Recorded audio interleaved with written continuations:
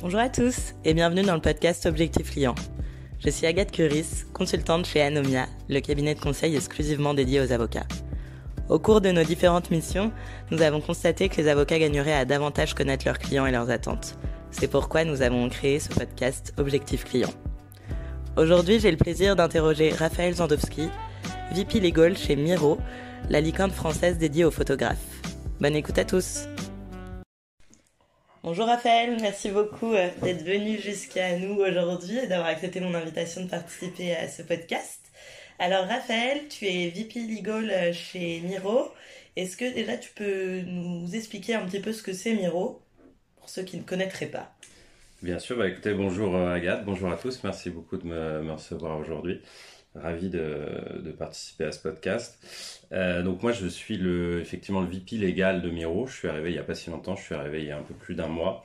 Et Miro, pour ceux qui ne connaissent pas, c'est une des premières licornes de la French Tech française qui est spécialisée dans la photographie et les services photographiques à destination notamment des entreprises en B2B, mais il y a aussi une verticale B2C et avec une suite d'outils qui permettent d'ajuster les photographies, de les retoucher notamment. Ok, très bien. Donc un mois, en effet, c'est tout récent. Que faisais-tu auparavant? Est-ce que tu peux nous éclairer un petit peu sur ton parcours? Bien sûr. Écoute, moi j'ai été avocat pendant quelques années.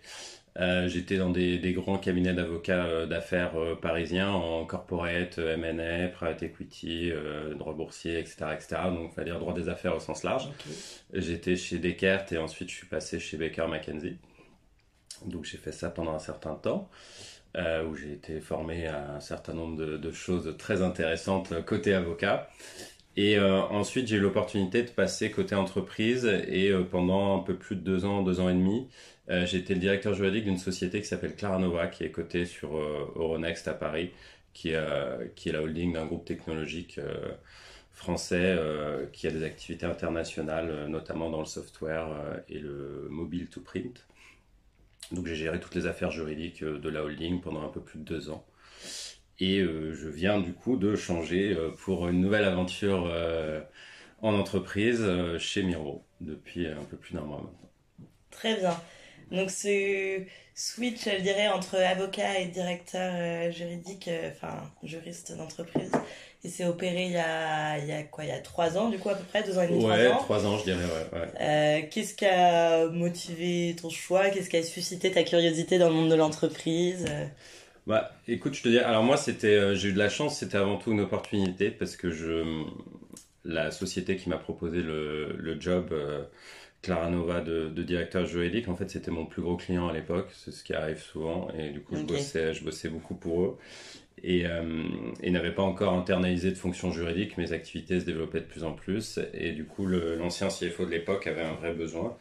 Et m'a proposé si le job m'intéressait et je me suis dit que c'était une opportunité assez unique de découvrir l'autre côté du coup de la barrière entre guillemets et une nouvelle façon d'exercer un métier avec des enjeux complètement différents. Donc j'ai pas hésité longtemps, j'ai sauté sur l'occasion en me disant que bon, de toute façon si ça me plaisait pas je pourrais tout à fait redevenir avocat assez facilement, mais finalement je me suis pris au jeu, je m'y plais et du coup pour l'instant je suis ravi de continuer mon bout de chemin d'entreprise et je pense pas revenir du côté avocat de sitôt. Ça marche. Et du coup tu disais que c'était pas un peu opportunité puisqu'ils ont internalisé la fonction et comme tu étais leur avocat, voilà, ça a été assez logique finalement, dans la continuité que tu deviennes leur directeur juridique. Mais tout en disant cela, tu as aussi dit avec des enjeux complètement différents, etc.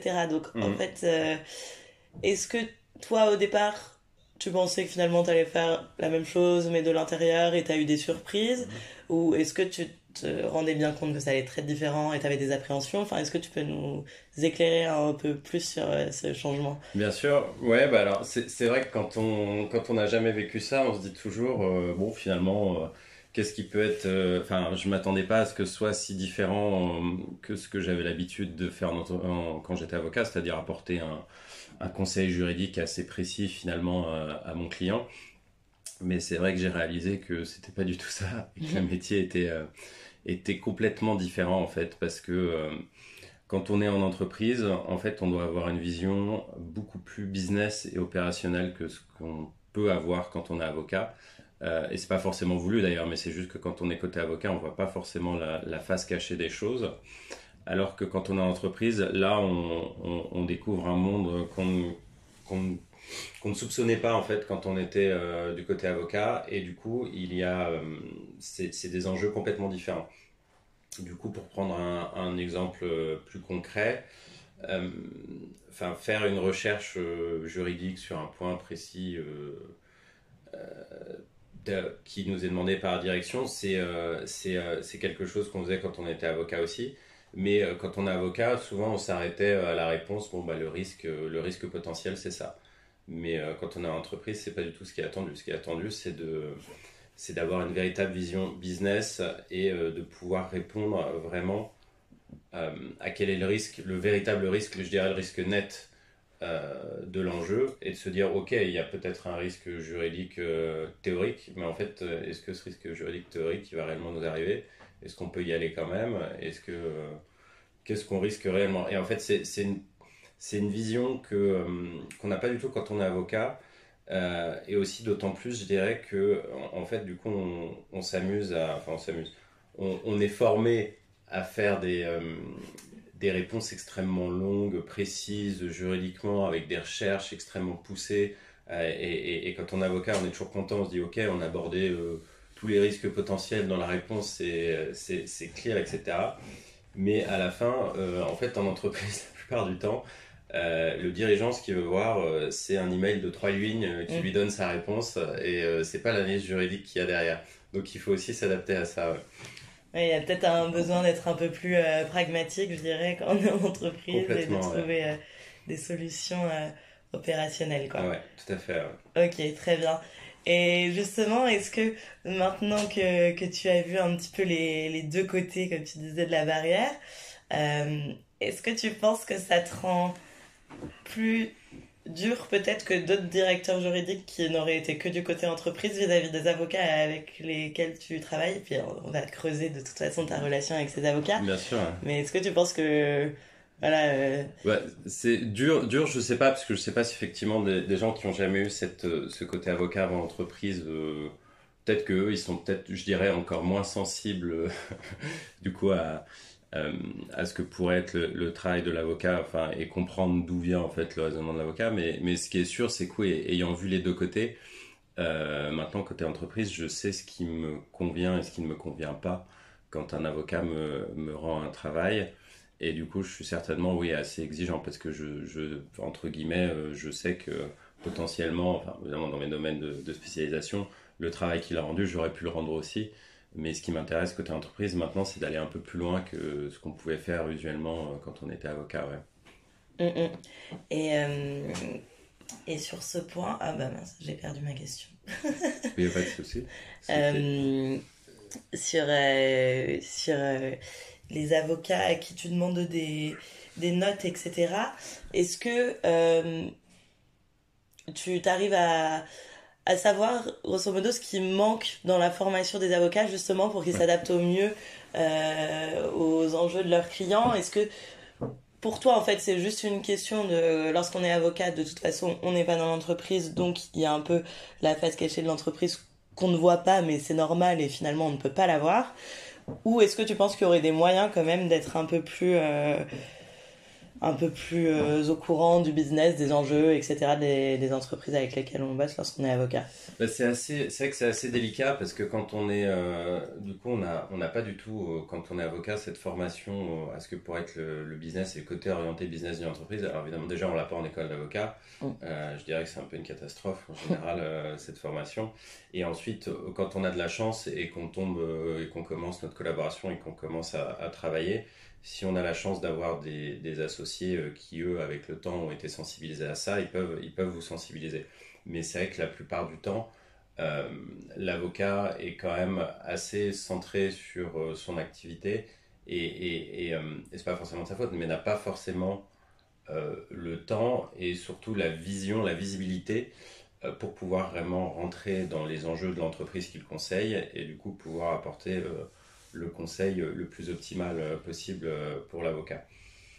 Qu'est-ce qui pourrait aider Ouais. ça, c'est assez. Je pense que c'est quelque chose certainement qui s'apprend aussi avec l'expérience. On le voit quand on travaille avec des associés assez expérimentés dans différents domaines.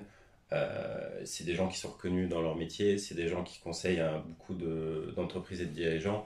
Et ils le font et leurs conseils sont désirés parce que justement ils ont réussi à, euh, à anticiper finalement ce besoin qu'avait son client et de savoir s'adapter à son client vraiment aux besoins qu'il a, savoir s'adapter à son interlocuteur. On ne répond pas de la même manière au directeur juridique de la boîte qu'au CEO, qu'à une équipe opérationnelle. Donc ça c'est quelque chose qui s'apprend avec le temps, avec l'expérience. Mais ce qui est sûr, c'est que oui, si je peux donner un seul conseil à un avocat qui travaille avec une entreprise, ce serait toujours se mettre dans la peau du client et se dire de quoi le client a-t-il réellement besoin. Quel est le end, à la fin le end user, le end client. Est-ce que c'est le CEO justement, le directeur juridique, les opérationnels? Est-ce que il y a des enjeux pour la boîte au-delà du juridique, c'est-à-dire que on sait que, enfin, moi, ce que j'ai découvert quand j'étais en entreprise et où j'avais pas grande idée quand j'étais avocat, c'est vrai, c'est ce côté où, euh, enfin, quand il y a un projet, il y a un besoin juridique, il y a mille autres besoins derrière. C'est pas que le juridique, il y a aussi en fait, il y a le business, il y a le produit qui, eux, ont des enjeux opérationnels complètement différents. Il y a la finance qui a aussi des enjeux potentiellement différents. Qui peut avoir, par exemple, pour parler un peu corporate, des enjeux IFRS qui n'ont absolument rien à voir avec les réponses qu'on peut avoir quand on est sur le juridique. Il y a le CEO qui, lui, veut juste savoir comment il fait tourner sa boîte et comment il lance son produit sans qu'il y ait trop de contraintes. Donc il y a, il y a plein de forces en présence qui souvent peuvent s'entrechoquer et s'opposer et qui ne sont pas forcément similaires. Et il faut comprendre que le juridique est un bloc dans ce grand ensemble. Et, euh, et le juridique ne doit pas être là pour bloquer le business. Surtout, le juridique est là pour accompagner le business. C'est essentiel. Moi, c'est ce que j'essaye de faire depuis que je suis directeur juridique. Et j'apprends toujours. C'est un apprentissage permanent, n'est-ce pas? Mais je ne dis pas que j'ai déjà toutes les clés, hein, évidemment.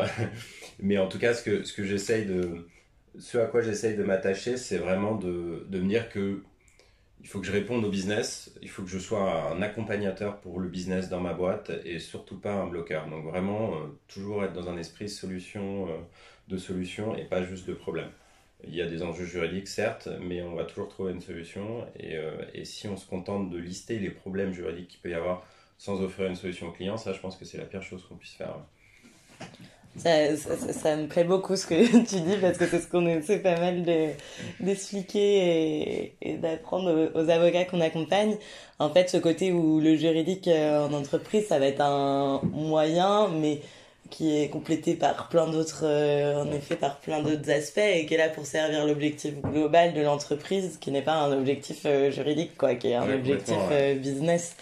Et c'est vrai que c'est quelque chose dont il faut avoir conscience, je pense, pour répondre au mieux aux besoins du client. Justement, si on rentre un petit peu dans le vif du sujet, sur les avocats avec qui tu es amené à travailler, toi, alors aujourd'hui et hier chez Clara Nova, en tant que directeur juridique, déjà dans ces types de structures, dans quelle matière et pour quel type de problématique as-tu besoin d'avocats? Alors, je dirais évidemment, en fait, tout dépend de la structure de la DJ en interne et de ses ressources, parce que finalement, la règle, c'est de faire appel à un avocat quand finalement on n'a pas la compétence en interne, si on doit schématiser. Donc, quand on crée des directions juridiques de plus en plus développées, on internalise beaucoup de compétences pour justement, enfin, entre guillemets, ne plus avoir à faire appel avec des avocats, même si on les adore. Mais finalement, on va chercher un avocat quand on a un besoin précis sur un projet particulier qui nécessite une expertise très forte, un conseil avisé et qu'on ne peut pas avoir en interne pour des raisons soit de ressources ou même de compétences. Et du coup, on va faire appel à un avocat dans ces cas-là. Donc ça peut être sur un énorme projet M&A par exemple, évidemment à l'étranger, où on a besoin d'un avocat spécialisé. Ça peut être aussi pour le lancement d'un nouveau produit tech qui nécessite une expertise IP, IT extrêmement forte pour la rédaction des termes et conditions du produit. Donc ça dépend vraiment en fait du besoin et de la ressource interne. Ok. Et ces avocats avec qui tu travailles, déjà, est-ce que en tant que directeur juridique, tu as toute l'attitude pour les choisir ou est-ce que ça se fait de concert avec le CEO ou je ne sais quoi? Tout à fait. Bah, en général, le directeur juridique peut évidemment suggérer des conseils qui lui paraissent être les meilleurs, mais c'est souvent une décision ouais, qui est collective, notamment avec le CFO ou le CEO. Ça dépend de plusieurs critères. Tout le monde a des avocats avec qui il aime bien travailler, évidemment, en plus en interne. Et puis aussi, à la fin, ça va dépendre d'un arbitrage si on fait pitcher plusieurs avocats sur celui qui répondrait potentiellement le mieux aux besoins, et puis évidemment en fonction du budget. C'est sûr que c'est souvent, on va pas le cacher, c'est souvent aussi un critère assez déterminant. Et sur ce budget, justement, c'est un critère déterminant. Euh, Systématiquement, ça veut dire que le choix se portera vers le moins cher finalement ou... Non, non, je pense pas, parce qu'effectivement, si on raisonnait comme ça, c'est assez dangereux, parce que on ne sait jamais si on aura le conseil dont on a réellement besoin. Et voilà, la prestation de l'avocat est une prestation qui a un certain coût, mais qu'évidemment il faut prendre en compte et qui est nécessaire. Donc il faut juste trouver l'équilibre qui nous convient, c'est-à-dire qu'évidemment, en fonction de la structure dans laquelle on est, une grosse boîte cotée ou une scale-up de la tech, on n'a pas les mêmes budgets déjà, et du coup forcément il faut s'adapter. Euh, mais c'est important d'essayer d'avoir de la visibilité, parce que quand on est directeur juridique, on a la responsabilité de tenir le budget de ses conseils et de sa direction. Et à la fin de l'année, il faut qu'on reporte au CFO. Et si on a dépassé de 200 ou 300 cas notre budget, il va nous demander pourquoi, il va falloir le justifier. Donc c'est toujours bien d'avoir de la visibilité. Donc visibilité égale forfait ou abonnement, comment tu fonctionnes toi? Qu'est-ce que tu préfères? Ouais, bah évidemment l'idéal quand on travaille avec des avocats, enfin sur un projet spécial, enfin quand il y a des projets spéciaux, c'est le forfait avec un cap, hein. Évidemment, c'est ce qu'on essaie de négocier côté direction juridique pour pas avoir de mauvaises surprises entre guillemets. Après, s'il y a des éléments qui étaient pas attendus dans le scope qui surgissent et que le projet a coûté plus cher, toujours évidemment il y a une discussion avec l'avocat qui est bien naturelle. Mais dans la mesure du possible, si on essaye d'avoir un budget fixe avec un cap, c'est toujours mieux, parce que nous, ça nous donne de la visibilité en interne sur combien va coûter le projet, et c'est du coup justement quelque chose qu'on peut intégrer à notre budget plus facilement. Ok. Donc, du coup là on a abordé le sujet, le critère je dirais financier. Quels autres critères t'orientent dans le choix de ton avocat? Eh bien, finalement, il y en a beaucoup. Alors, je dirais que, en fait, aujourd'hui, il y a, on va dire, les skills essentiels que je dirais sont prérequis, mais que tout avocat est censé avoir, qui est évidemment d'avoir la compétence technique, d'avoir la disponibilité, évidemment, pour répondre à la demande du client selon ses besoins. Euh, et évidemment, enfin, on essaie de travailler avec des avocats avec qui on s'entend bien et avec qui la relation est bonne. Mais je dirais, ouais, ça c'est un peu c'est finalement la première couche de base qu'il faut avoir, et le critère déterminant à la fin. Alors on peut toujours essayer de travailler avec des avocats, mais ce qui va faire la différence entre un avocat avec lequel on va retravailler dans le futur et un avocat avec qui on va plus travailler, c'est celui qui aura vraiment réussi à cerner euh, le besoin du client et la réponse qu'il doit apporter, et une réponse qui est, je dirais, entre guillemets, utilisable. J'utilise ce mot parce que je l'ai vu justement, c'est ça peut-être le plus gros game changer depuis que je suis passé côté direction juridique par rapport à quand j'étais avocat. C'est que j'ai réalisé moi-même qu'à l'époque où j'étais avocat, je pouvais faire des réponses aux clients qui aujourd'hui me paraissent complètement inutilisables. C'est assez marrant, hein, mais et si je me suis dit, tiens, c'est un email que j'aurais pu rédiger il y a 3 ans. Et en fait, quand je suis passé en interne dans l'entreprise, je me suis dit, mais en fait, je ne peux pas exploiter cet email, ça ne répond pas à ma question, et je peux absolument pas présenter ça à mon management, donc il faut que je retravaille le sujet pour pouvoir apporter une réponse plus précise et surtout plus business oriented. Oui, donc en fait, faire appel à un avocat pour retravailler derrière, c'est Ouais, vrai c'est que ça vaut peut-être pas pas. forcément. Ouais, forcément. En fait, à la fin, ce qu'on attend, c'est de pouvoir avoir une réponse qui correspond exactement aux besoins. Justement, donc, le besoin du projet et le besoin vis-à-vis de l'auditoire. Est-ce que, encore une fois, à qui on s'adresse? Est-ce qu'on s'adresse au directeur juridique qui, lui, de toute manière, va retravailler la chose ou est-ce qu'on va s'adresser directement au CEO, aux équipes produits? Il faut apporter une solution plutôt que des problèmes. Encore une fois, c'est toujours Oui, la ligne rouge. oui, c'est ça, et une Euh, réponse peut-être plutôt courte, du coup, c'est ce que tu disais au Ouais, bah départ, alors, enfin, en tout enfin, cas, plus... l'analyse entre guillemets évidemment doit toujours être faite, hein. On attend d'un avocat qu'il ait évidemment bordé tous les risques juridiques possibles et en plus c'est son rôle et on sait qu'il a une responsabilité vis-à-vis de ça donc il n'est pas du tout question de ne pas le faire mais par contre si on sait par exemple qu'il y a une analyse assez longue qui aboutit à une conclusion, bah, quelque chose de tout simple c'est mettre la conclusion au début de l'email en 3 lignes en gras et si le client a envie de voir les 10 pages d'analyse derrière jurisprudentielle et doctrinale il peut y aller mais il a la réponse dans les 3 premières lignes. Et Ok. ça c'est quelque chose qu'on m'avait déjà un peu appris quand j'étais avocat et que j'ai confirmé quand j'étais directeur juridique, c'est vraiment toujours apporter la réponse dans les 3 premières lignes. Et ensuite, l'analyse suit, mais jamais la réponse à la fin.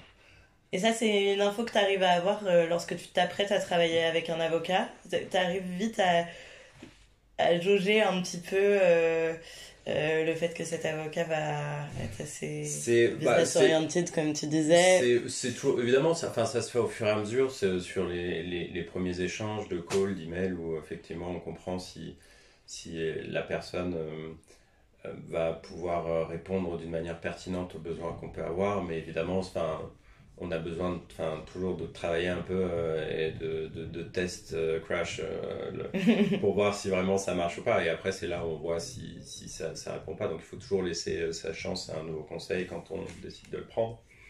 Et après, on voit comment ça marche. Il ne faut pas se fermer dès le début. Parce que sinon... Bon, après, si on voit que c'est catastrophique dès le début et qu'il ne répond pas du tout aux besoins, c'est sûr qu'on va se poser la question s'il ne faut pas changer. Mais moi, ça m'est jamais arrivé à titre personnel. Ok.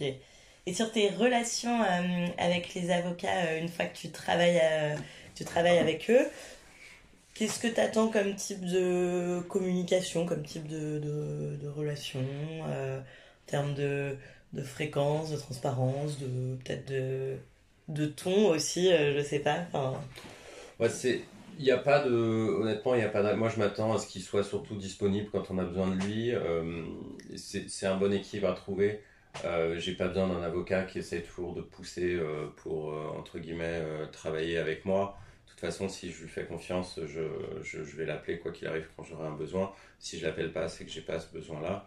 Après, il y a des manières de garder un contact quand on est avocat, je pense, plus intelligentes que d'autres. Moi, ce que j'apprécie énormément quand je suis côté client, c'est d'avoir souvent des nouvelles de mon avocat, souvent sur de l'actu juridique par exemple, mm. ou des invitations à un événement de networking, business, enfin des choses qui nous permettent, enfin qui sont une occasion sympa justement de discuter, de se toujours garder un contact fort et en plus qui ont de la valeur ajoutée pour le client parce que lui derrière il est ravi de pouvoir avoir ce réseau qui lui permet de se tenir à jour des dernières actus juridiques notamment. Ouais, tu me permets une transition parfaite puisque j'avais justement en tête le fait de te demander comment tu te tenais au courant de l'actu, etc. Donc Ouais. finalement, tu t'inscris à des newsletters peut-être de café avec lesquels tu bosses Tout à ou... fait, d'être le plus large possible, évidemment. L'idée, c'est toujours de garder une oreille ouverte et de ne pas s'enfermer dans sa grotte.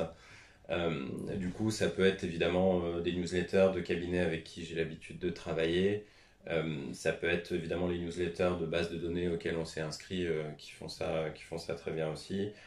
C'est même des recherches aussi de temps en temps. Quand on a la chance d'avoir une équipe, on a des gens qui regardent aussi l'actualité pour nous et qui essayent de se tenir informés.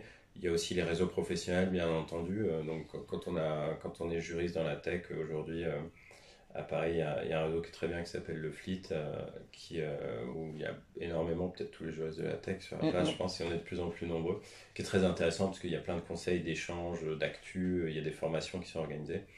Donc voilà, c'est tout un ensemble. Il faut vraiment essayer d'exploiter au maximum son réseau et les possibilités pour pouvoir toujours justement se tenir informé et pas perdre le pied parce que la matière juridique, comme on le sait, est une matière mouvante. Et du coup, il faut toujours. Mais c'est ça qui fait son intérêt aussi, c'est que c'est toujours en mouvement, il y a toujours des choses à apprendre et on peut jamais se reposer entre guillemets sur ses acquis parce que très vite ça peut changer.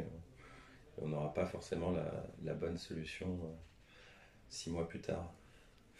Tu parlais du FLIT.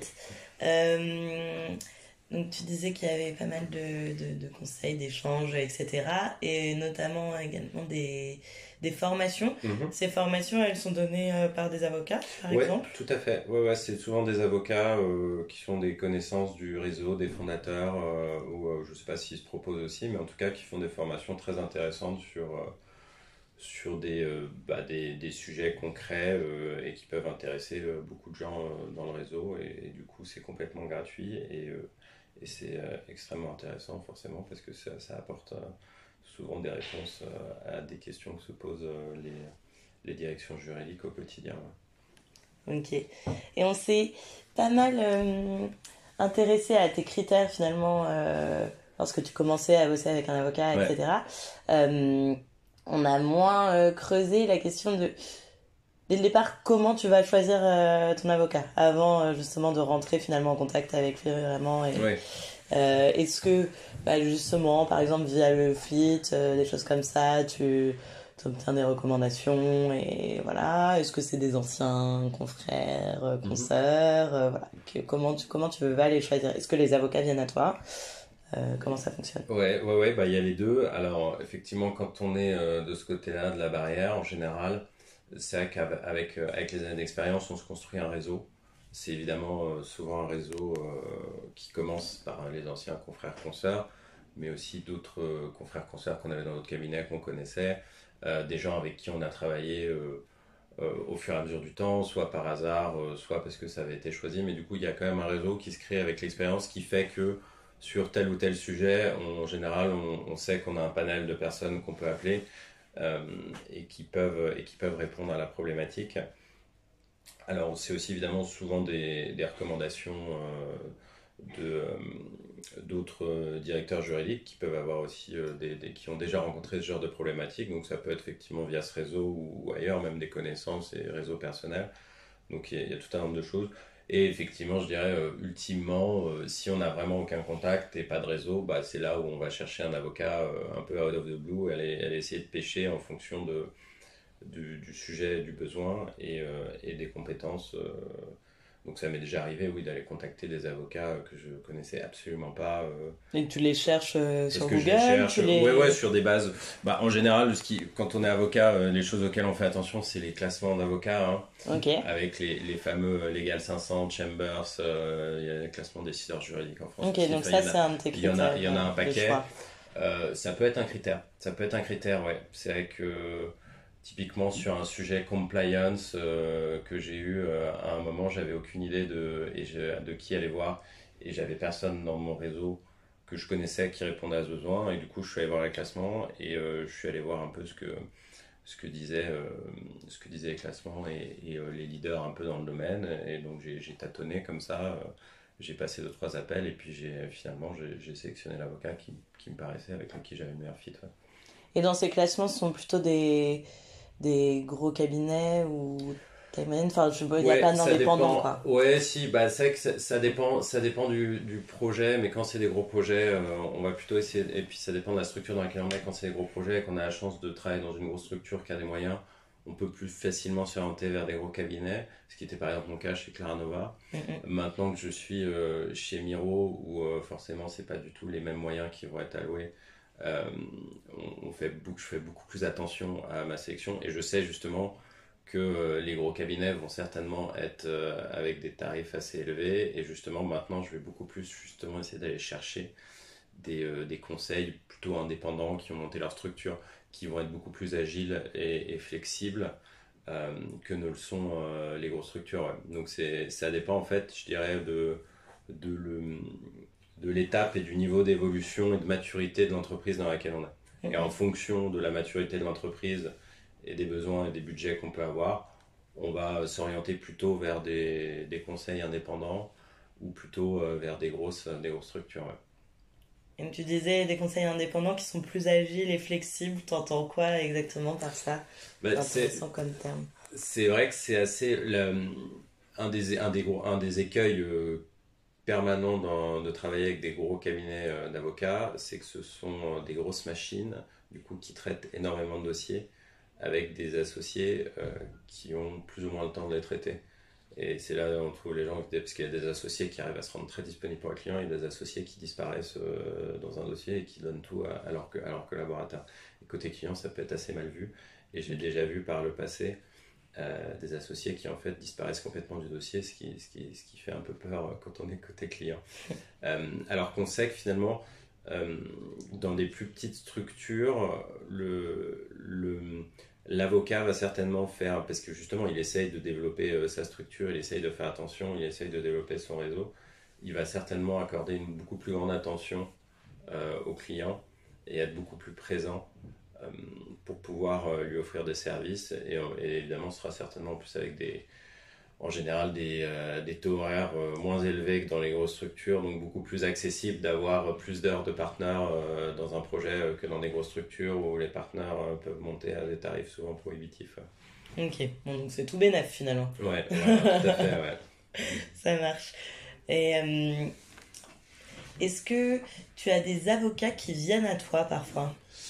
Oui, tout à fait, tout à fait. Et c'est vrai que plus le temps avance, enfin, il y a très souvent des avocats qui essayent de m'ajouter sur LinkedIn, qui essayent de me contacter en direct comme ça.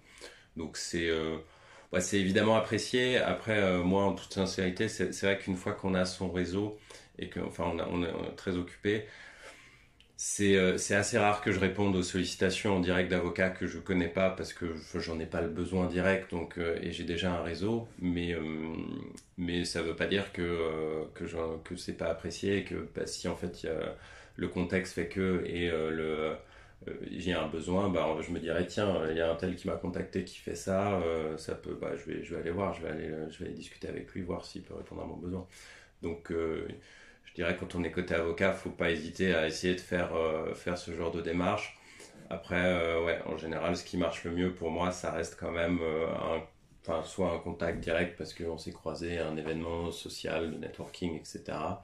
Ou une approche plutôt d'essayer de commencer par inviter le client je sais pas, à la newsletter, à une formation, à un event qui pourrait l'intéresser. Et du coup, ça, c'est un bon icebreaker pour dire, bah, il m'apporte, enfin, il veut pas directement, entre guillemets, m'attirer dans ses filets et prendre un dossier. Il essaie de me proposer quelque chose qui peut m'intéresser, qui peut m'être utile. Et du coup, c'est chouette d'aller voir. Et ensuite, évidemment, ça permet de démarrer une relation pour ensuite, éventuellement, travailler ensemble plus tard. Ouais. Ok, ouais, donc ce qui est important, c'est que les avocats te donnent de la valeur, quoi, d'une certaine manière, lorsqu'ils te contactent, voilà, qui est ouais, qu'il y a dans un que ce premier soit temps. un donnant-donnant et que ce soit pas juste une demande pressante pour essayer d'offrir ses compétences parce que enfin j'en aurais pas besoin sur le moment et ça va rien m'apporter de répondre à un avocat tous les jours sur LinkedIn pour étendre mon réseau pour l'instant. Ouais. Ok, bon, donc globalement, euh, c'est pas une démarche qui est très fructueuse pour les avocats vis-à-vis de toi jusqu'à maintenant, mais ce n'est pas rédhibitoire en tout Non, cas. pas du tout, pas du tout. Il faut, quand on a, surtout si on est jeune avocat, enfin, qu'on veut développer sa structure, qu'on essaye d'être indépendant, il faut pas hésiter à utiliser tous les canaux. Hein. De toute façon, à la fin, on voit celui qui marche, hein, mais c'est comme les sales dans une boîte. Hein. Ils appellent, ils prennent 9 portes et puis la 10e, elle s'ouvre. Donc, il faut pas avoir peur d'essayer, de continuer d'essayer. Faut pas être trop insistant non plus. Faut juste essayer une fois. S'il n'y a pas eu de réponse au bout d'une ou deux fois, ça veut dire que la personne soit n'a pas le temps, soit n'est pas intéressée. Mais les campagnes de phishing par email ou message LinkedIn ou autre, le 5e email ne marchera pas plus que le 2e. Ça marche. Et est-ce que tu regardes, lorsque typiquement un avocat te contacte sur LinkedIn, Ouais. tu veux en savoir plus sur lui, que vas-tu regarder en premier? Son profil LinkedIn, s'il a un site, s'il a des avis Google, enfin, qu'est-ce qui ça te... Ouais, bah évidemment le profil LinkedIn, après certainement le site. Les avis Google, j'avoue que je prends toujours ça avec des pincettes parce qu'on sait que les avis Google, c'est souvent aussi des gens qui sont frustrés, qui ont fait le service qu'ils veulent. Donc ça peut être à double tranchant, ça peut être un très bon avis, comme ça peut être juste quelqu'un qui était énervé ou même un concurrent qui a décidé de manière anonyme d'essayer de planter un couteau dans le dos. Donc non, je fais pas attention, c'est vraiment le profil LinkedIn, le site, et puis de voir si on connaît quelqu'un aussi si on a quelqu'un en commun dans notre réseau pour éventuellement pouvoir lui poser la question de s'il connaît tel conseil et qu'est-ce qu'il en pense. Quoi. Oui, c'est important de finir par avoir des recommandations. Ouais, à la fin, c'est vrai que les recommandations par des pairs, c'est ce qui marche le mieux, je pense. Ok, très bien. Eh ben, c'est une bonne, alors je dis conclusion, peut-être pas. Est-ce que tu penses à des messages que tu aimerais faire passer aux avocats sur la manière de travailler avec vous, etc. Alors, ce qu'on a pu comprendre, c'est qu'il fallait des solutions orientées business, un mode de facturation plutôt prévisible pour le client, une bonne communication, enfin en tout cas une bonne dispo pour te répondre en temps et en heure. Ouais. Est-ce qu'il y a d'autres choses Non, déjà avec ça, on est pas mal, je dirais, si on veut résumer, à la fin, faut vraiment avoir une obsession, je pense, quand on est côté avocat, c'est se mettre dans la peau du client et à chaque fois se dire quel est le besoin, à qui je m'adresse et est-ce que je réponds vraiment aux besoins du client. Et est-ce que je lui apporte la réponse qui va lui permettre, lui, de prendre sa décision en interne ok, on lance le projet ou non, c'est trop risqué. Et pas s'arrêter juste à un risque théorique potentiel et aller plus loin, faire la démarche dans l'étape d'après. Ok, mais qu'est-ce qui va réellement se passer si on fait ça? Est-ce que vraiment il va y avoir un vrai risque pour l'entreprise ou est-ce qu'on peut vivre avec? C'est un peu cette notion de risque brut versus risque net. Et ça, c'est une démarche qu'on ne fait pas du tout quand on est avocat, en tout cas normalement, et qu'on apprend à faire quand on est en entreprise, qui est essentiel. Parce que derrière, les dirigeants, ce qu'ils veulent, c'est qu'on leur dise, eux, ils veulent juste faire leur business, et à part s'il y a un énorme red flag, ils vont vouloir y aller quand même. Donc il faut savoir s'adapter. Ça marche, savoir s'adapter. Parfait. Voilà. Et ben écoute Raphaël, merci beaucoup pour ton temps. Et puis voilà, j'espère que ton expérience chez Miro va bien se passer vu que c'est tout neuf. Ouais, so far so good. Ça me plaît énormément, donc c'est top. Super. Merci beaucoup, bonne journée. Merci Agathe. Et voilà pour cet épisode. Merci de l'avoir écouté. Je vous invite à retrouver l'ensemble de nos contenus sur le site d'Anomia, www.anomia.fr. À bientôt.